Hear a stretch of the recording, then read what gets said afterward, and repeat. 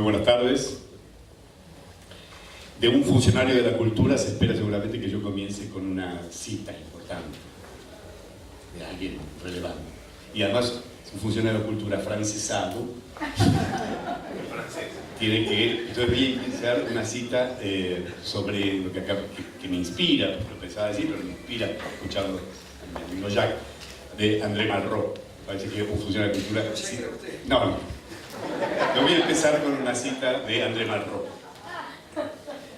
El día que asumía como ministro, entró a su despacho, miró a sus colaboradores y le dijo: buenas tardes. No, pero no es esa la cita. No, Malraux decía, y para entrar en tema, porque tiene que ver, me parece que lo que decía Jacques es un elemento central, no solamente de Sinfonía de un sentimiento, sino de la obra completa de Leonardo Fabio, es anticipándose lo que después siguió, la caída de los grandes relatos emancipadores, de ciertas ideologías que parecían tan fuertes, hasta los 60, 70, 80, que prometían cambiar el mundo, y finalmente el mundo cambió muchas de esos sueños, en realidad. Él avisoraba un siglo XXI fuertemente artístico, donde el pensamiento más revelador y más intenso iba a ser un siglo de rescate de la religiosidad. Y sobre todo en los aspectos, en el relato político y en el relato artístico. Hacía mucho énfasis en eso. Un siglo XXI fuertemente religioso. Me parece que ciertos episodios que estamos viendo y que aún no terminamos de atar cabos, le están dando la razón a ese gran ministro de Cultura francés, ese gran intelectual francés que era André Malraux. Y me parece que en eso también, como en muchas otras cosas, Leonardo Fabio, como le pasa a esos muy pocos grandes, inmensos artistas, le suele suceder y suele hacer cosas antes que el resto. De allí el carácter fuertemente contracultural, que me parece, y recién mencionábamos, antes de entrar, de toda su obra. No solamente la cinematográfica, sino también como cantante, como compositor, y en su manera de convocar mundos distintos. Me parece que no está en Sinfonía de un sentimiento, es muy fuerte la presencia y el carácter, sin duda, religioso. Es toda una obra, en un punto, es toda una obra religiosa. La mayoría de los que estamos acá la hemos visto y hay una explícita aparición de la religiosidad. Pero alguien como él, que lo contaba y quienes teníamos la suerte de visitar su casa y a veces tomarnos unos mates con él, veíamos en un lugar relevante estaban siempre juntas la Biblia, el Corán y la Torá. Entonces saben que y sobre todo en estos últimos tiempos de una fortísima lectura de los textos sagrados inspiradores. Por eso me parece que además su religiosidad tan presente en Sinfonía de Sentimientos, pero también en sus maneras de tratar el desgarro de la pobreza, de la soledad, en Crónica del Niño Solo, a sus obras más de los 70, que tan distintas a priori parecen, es una religiosidad que está más allá, además del hecho confesional de su cristianismo. Y hay un pensamiento, un sentimiento religioso en el sentido, me parece que mencionaba André Malraux, del discurso artístico y del discurso político que iba a suceder en el siglo XXI. Y me parece que eso se manifiesta en su vocación de la unidad de la diversidad, que es un principio tan fuerte de sus lecturas religiosas de sus últimos tiempos. La búsqueda de la universidad en la diversidad es lo propio y constitutivo de esos textos que lo nutren a él.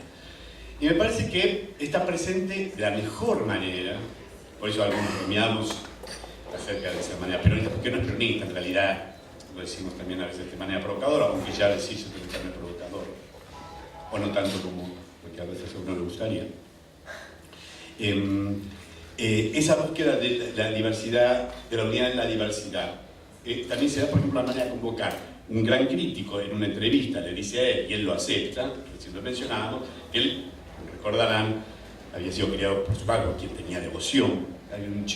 Decía un chico mendocino, decía el crítico, lo define frente a él, y él acepta, un chico mendocino, medio, huérfano, criado por dos padres, Perón y Torrenizo. Y no fue azarosa la elección de su amigo y entrevistador, el hecho de Torrenizo, que viene de un universo distinto al del peronismo, o que una de sus actrices fetiches y queridas y amadas y amigas haya sido Graciela Borges. Antes creo que Alejandro lo decía, digo, y alguien también lo mencionaba, claramente no era, él se decía a sí mismo, no era un cineasta, o un cantante, o un artista peronista, era un cantante, un cineasta, un artista, y además, que todos sabíamos, tenía una fortísima adhesión en relación al peronismo. Pero me parece que eso claramente aparecía en su obra mucho más allá de la adhesión política, sino con una interpretación. También retomando esos aspectos del peronismo, su carácter contracultural. En sus dos grandes ciclos de cine y su gran momento de la música son acciones distintas a lo que todo el mundo esperaba en todo caso. En los 60 hace, y se lo ve en su estética, de su filmografía, hay gran influencia, él mismo lo reconoce, el Bresson, la Nouvelle Vague, lo que se estaba filmando en esa época, sobre todo en el cine europeo. Pero un cine europeo que estaba fuertemente impregnado de un pensamiento existencialista, que también hacía roncha en esa época con el pensamiento. Y él filma estas tres historias, Aniceto, Crónica y El Dependiente, que no son relatos típicos de lo que se esperaría de esa estética o de ese pensamiento del existencialismo. Pone el dedo en una llaga que en esa época no se decía del todo, era el relato cinematográfico que se esperaba, aún de sus formadores, era más el hombre frente a la dificultad del mundo y no el señalamiento de la pobreza, de la soledad, del abandono. En los 70, cuando empezaba a incubarse el huevo de la serpiente, que hay un relato tan tenso en el arte y en el cine, obviamente se ve reflejado, él hace Nazareno, Moreira, y luego Soñar, el único fracaso por razones políticas. Deliciosa película, creo que justamente ninguneada, ¿no? De una vez con Monzón y el Tano Tagliafico. En los 70 uno hubiera esperado, y alguien de ese compromiso, un relato acorde con eso, y él sale con estas historias entre surrealistas, que evocan también, él mismo lo reconoce allí, ciertos recuerdos que él tiene de esas pinturas del postimpresionismo que le habían influenciado en su adolescencia, y se escapa del relato, o se va del relato político más esperable y más de lugar común. Es nuevamente contracultural, como lo había sido en su momento, cuando comienza y en todo caso toma una fuerza muy grande, el canto con compromiso, donde hay de todo, grandes cantantes y otros que en fin, pueden contrabandear más fácil. A veces un artista hacerse cargo de un momento ideológico le permite que no se le note mucho sus dificultades con el manejo de esos artes. Él muestra todas sus enormes talentos haciendo canción romántica, una de las canciones románticas más lindas que hubo en la Argentina, con una capacidad de relato donde está lo cinematográfico. Todos ustedes me imagino que se hace un mínimo ejercicio, como muchas está escrito sobre eso, no estoy inventando nada. Todos sus relatos son inevitablemente una de esas figuras, o quizás simplemente le regale una rosa. Son todas relatos cinematográficos con muy bien musicalizados, al punto tal que algunos que venían, muy niños, yo empecé a escuchar cantar Leonardo Fabio antes de nacer. Mucho antes de nacer, yo ya lo escuchaba a Leonardo Fabio, y una de las cosas, al punto tal que me fascinaba, que cuando escuché a Almendra cantar tema de Pototo, Parcela con la soledad, pensaba que era una mala versión del tema de Leonardo Fabio, el tema de Pototo. Y si aún hoy lo escuchan, esa gran obra de Spinetta, un tipo que se pone a cantar canción romántica y una de sus primeras obras agarra al más poético y menos literal de los autores de música popular, como fue Flaco Spinetta, y hace además una versión de una fuerza con esa voz, esa intensidad tan presente en su filmografía, que le da otro carácter. El tema de Pototo en él es de una fuerza infinitamente mayor de la mucha fuerza que tiene el tema en Almendra, y le da un carácter mucho más revulsivo. Esas sirenas, ese amigo que se había muerto en esas circunstancias no del todo claras, parece más del lado del enfrentamiento con la ley que a favor. También allí hay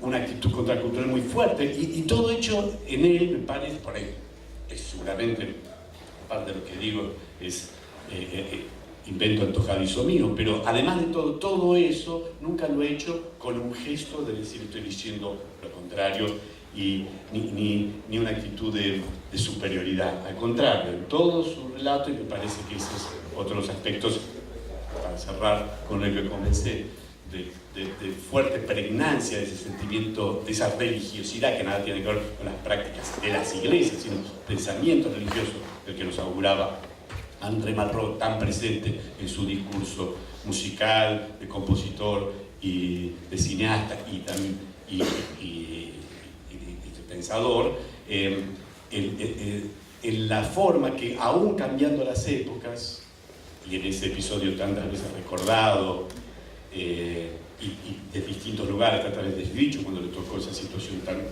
tremenda, tan trágica de dirigirse a la multitud en Ezeiza, tratando de calmar esa locura, tan presente como estuvo siempre en él el amor como elemento componedor tanto de la obra de arte como de su prédica personal y política.